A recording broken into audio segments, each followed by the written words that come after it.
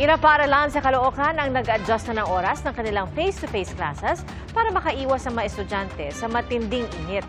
At sa Pangasinan, halos 40 estudyante ang nakaranas ng sintomas ng heat exhaustion.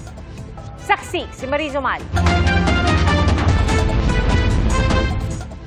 Sunod-sunod na dinala sa klinik ang 37 estudyante sa isang high school sa Santa Barbara, Pangasinan noong nakaraang linggo.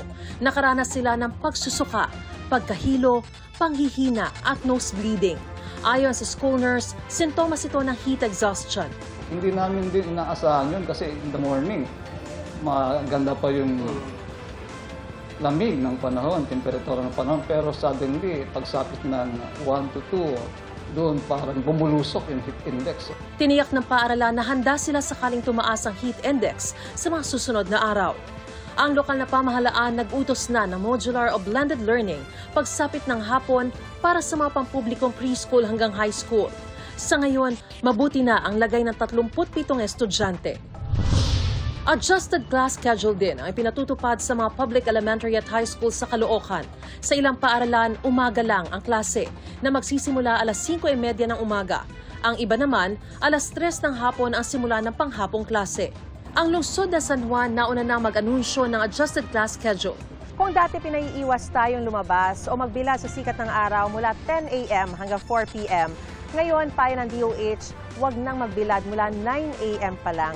Iwasan ang reflected heat o maglakad sa mga konkreto kung saan matindi rin ang mainit na singaw. Siguraduhin uminom ng di bababa sa 8 baso ng tubig. At sa may mga asthma, laging dalhin ang inhaler o gamot. Yung pinakamataas na antas dito, pwede na mangyari yung sinasabing heat stroke. Ano yung heat stroke?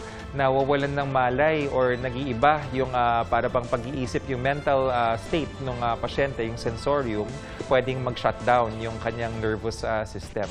Pero kung matinding init ang nararanasan sa ilang lugar, sa Dilasag, Aurora, 2 araw ng maulan. Tumaas ang tubig sa ilog at binaha ang ilang kalsada. Ang pag-ulang yan sa Aurora dulot ng shear line. Ayon sa Pag-asa, easterlies ang nakaaapekto ngayon sa halos buong bansa. Base sa datos ng Metro Weather, posible ang ulan bukas sa ilang bahagi ng Ilocos Region, Zambales, Quirino, Aurora, Quezon at Mimaropa.